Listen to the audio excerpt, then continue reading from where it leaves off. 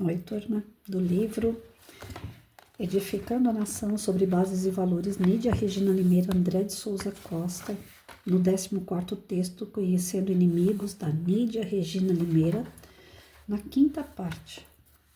É difícil entender como o Brasil está sendo empurrado para o socialismo-comunismo, pois ainda somos uma nação predominantemente cristã e o povo brasileiro, em sua maioria, tem um pensamento conservador. Nós, conservadores e liberais, buscamos um Estado que cria as condições para o usufruto da liberdade que produz prosperidade, progresso e enriquecimento, e não uma nação na qual as pessoas são mantidas pobres para serem todas iguais na pobreza. Então precisamos conhecer mais de perto o que é o conservadorismo, porque o conservadorismo baseia-se na premissa de que uma ideia ou costume que se mantém há décadas só pode ser mudado com muita prudência e não com revoluções apressadas. Entende que séculos de tentativa e erro trouxeram experiência e progresso, e isso não pode ser desprezado. A ideia básica do conservadorismo é: se as coisas persistem ao longo dos séculos, é porque elas são boas. Exemplo: a liberdade é boa, o casamento é bom, a família tradicional é boa, a separação entre igreja e Estado é boa, a proteção da vida é boa, a proteção da criança e dos adolescentes é boa, a segurança é boa, a não liberação das drogas é boa, e assim sucessivamente. Fazendo uma comparação progressista, é uma pessoa que quer desconstruir tudo que foi valorizado no passado para transformar completamente a sociedade o mais rápido possível, preferencialmente por meio da guerra cultural, visto que essa traz mais resultados. Já o conservador, por outro lado, é a pessoa que entende que os princípios e valores que devem ser conservados não são os seus próprios, mas aqueles que foram testados na sociedade por gerações e gerações. O conservador não quer impor ideias, mas quer garantir que a sociedade tenha o direito de preservar os seus valores mais nobres. É alguém que quer impedir que os valores que a sociedade manteve no discurso do tempo sejam abruptamente transformados pela ação política de pequenos grupos com intenções duvidosas. O conservador acredita que os valores que se mantêm no teste das gerações tendem a ser perpétuos, até porque possivelmente vêm de uma fonte perpétua, absoluta. Inclusive, os conservadores cristãos pensam em certos valores que tendem a ser permanentes, como o valor da vida humana, só podem ter sido originados de uma fonte perpétua, que é Deus. Destaco alguns exemplos. Esses exemplos a gente vai ver amanhã. Então, assim, ele começa a dizer aqui a respeito do conservadorismo, né? O socialismo, o comunismo, eles estão completamente fora, né, da caixinha. Eles estão querendo desestabilizar tudo aquilo que deu certo várias gerações, desestabilizando tudo aquilo que deu certo, um guerreia contra o outro, enfraquece o alicerce, a família, os empregados e empregadores, os professores, os alunos, os avós com os pais com os filhos, ou seja, eles vão desestabilizando tudo que houver em detalhes, que já deu certo na sociedade por todos esses longos anos. Tudo que está certo, que conduz a vida humana de uma forma equilibrada, de uma forma harmoniosa, de uma forma respeitada entre todos, né?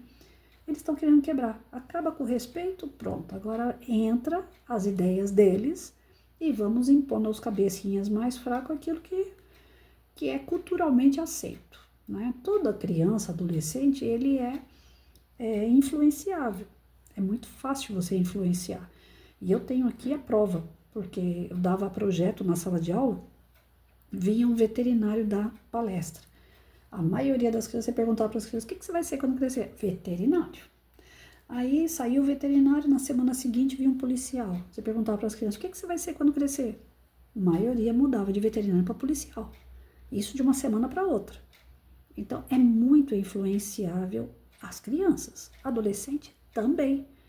O adolescente, você fala para ele assim: eu duvido que você vai lá colocar chiclete na cadeira da professora. Ele, por achar que ele tem que se autoafirmar, ele vai lá e coloca o chiclete na cadeira da professora. E ele não quer saber o que vai dar nisso. Como hoje em dia não é chiclete que coloca na cadeira da professora, coloca chumbinho em alguma coisa que você vai dar para a professora, para ela comer e ela morrer.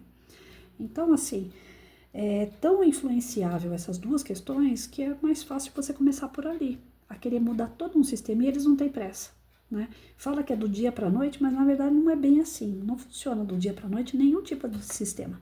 Eles infiltram na cultura, na educação, na saúde, na segurança, né? E dentro dessa infiltração eles vão disseminando, né, as suas ideias. Podia ser assim, podia mudar nisso, podia mudar naquilo. E aqueles outros que estão ali descontentes, às vezes, com o que ocorre na vida pessoal, na vida profissional, vai pegando um embalo e vai falando, é verdade, podia mesmo mudar nisso, podia mesmo ser desse jeito, né? Só que tem coisas que não pode, o conservadorismo ele coloca bem claro, tem coisas que não pode mudar nunca. A questão da vida não pode mudar nunca. Quando é que nós vamos aceitar que uma criança dentro do ventre da mãe seja morta? O aborto é assassino, é assassinato. Então isso daí não tem que mudar nunca. É o tipo de lei, é o tipo de mentalidade que a gente tem que plantar sempre a favor da vida e não a favor da morte, né? E o conservadorismo está ali para defender, né? A gente está vendo os ataques da esquerda até não querer mais em relação a isso. Eles estão querendo implantar de todo jeito a questão do aborto aqui. Já colocaram uma carteirinha lá para as mães poderem ir no posto de saúde escrito se ela já abortou ou não, como se fosse a coisa mais natural do mundo. E não é. Não é. Toda vez que eu me apresento para alguém numa ficha, né? Você já teve algum tipo de aborto? Eles perguntam porque quer saber quantos filhos você tem, né? Você perdeu algum filho? Eu coloco. Aborto espontâneo. Porque eu não quero carregar nas minhas costas jamais que eu matei alguém. O aborto realmente foi espontâneo. Agora já pensou, as pessoas. Eu fico com vergonha de dizer que foi espontâneo, ainda assim eu fico com vergonha. Parece que foi a minha incapacidade que não conseguiu segurar aquele bebê, né? Agora, já pensou se é a coisa mais natural do mundo? Ah, sim, eu já abortei 200 vezes e ainda vou continuar abortando. Como se isso fosse a coisa mais natural. Eu vi esses dias um vídeo no Instagram, uma criança de 22 semanas. Ela já é um bebezinho todo formado, com orelha, com narizinho, tudo formado, 22 semanas, e querem matar uma criança já toda formada. Independente se está toda ou não formada, não tem que acabar com a vida de forma alguma. Tem a concepção, espermatozoide e óvulo já é vida. E a gente não tem que romper. Aquela história de pílula do dia seguinte, aquilo ali é complicado, é abortivo sim. Dia seguinte, já foi. Então, o conservadorismo, ele vai tentar lutar pela vida, pela família, pela boa educação. Vai lutar pelo trabalhador, para que ele possa trabalhar e receber os seus direitos, para que ele tenha dignidade. Eu li uma frase enorme que o professor de filosofia escreveu uma vez na lousa. O trabalho dignifica o homem. A pessoa que não trabalha, ela não se sente digno. E ela faz disso uma piada. Para ela não se sentir constrangida, ela faz disso uma piada. Eu vou lá pegar o dinheiro dos trouxas, vou fazer churrasco, vou queimar em cigarro. Ela faz piada, ela diz que ela não tem a responsabilidade nenhuma, porque o dinheiro não é dela, o dinheiro veio, caiu do céu para ela, né? Esses bolsas aí. E a questão de desenvolver a mentalidade, de estudar, de ter uma profissão. Outro dia eu estava falando para um amigo meu, que foi meu aluno, falei para ele, nunca é tarde, volta para estudar. Ele falou, para quê? Sou dono de pizzaria, já tenho meu dinheiro lá, eu não preciso estudar. Eu falei, mas não é uma questão de dinheiro, é uma questão de cultura, desenvolver a mente. A gente estuda não é para ficar rico, a gente estuda com a meta principal de desenvolver a mente. Agora, para estudar e desenvolver a mente, tem que ser escola boa, professor bom. E nós temos. Então, quando ele falou para mim que ele já tem a pizzaria dele, que ele não quer estudar, eu falei, o pior é que eu não posso nem indicar uma boa escola hoje para ele. Ele já é adulto, ele tem que fazer um EJA, e o EJA é só pela prefeitura e estado. E está lastimável a educação pública. Então, é difícil, gente, é muito difícil, né?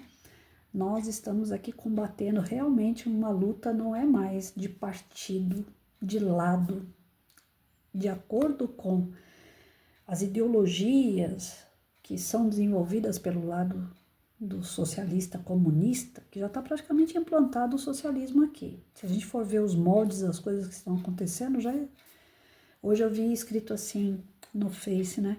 Por que eu tenho que pagar aumento de IPTU na minha casa, né? Se a casa quem comprou fui eu, o terreno quem pagou fui eu. Eu construí a casa, eu pago água, luz, telefone da minha casa e eu ainda tenho que pagar uma taxa para a prefeitura porque eu estou dentro do município da prefeitura. Mas quem é a prefeitura, né? Aí eu pago essa taxa todo ano para a prefeitura. E por que aumenta? Se a casa é igual, o tamanho dela é o mesmo, se eu não fiz nenhum tipo de mudança, por que aumenta isso? Por que eu tenho que pagar uma taxa mais alta? Quer dizer que eu comprei, paguei, construí, fiz e não é minha. Quem tem carro é a mesma coisa, não tem um carro. E a gente não tem uma segurança de ter, que nem se eu faltar, o meu filho é capaz de perder a casa. Porque se ele não fizer inventário, mais um documento, né, que é exigido, ele perde a casa. Uma casa que eu lutei a vida inteira, que poderia ser herança, porém, se não fizer a documentação exigida depois da morte da mãe, o filho corre o risco. Isso quando eu já falei isso daqui em outro vídeo. Eu já estudei que já aconteceu em Cuba. E isso, se não vier a acontecer aqui, até que pagar uma casa que não é sua, mas que pelo menos é só você e sua família que mora, beleza.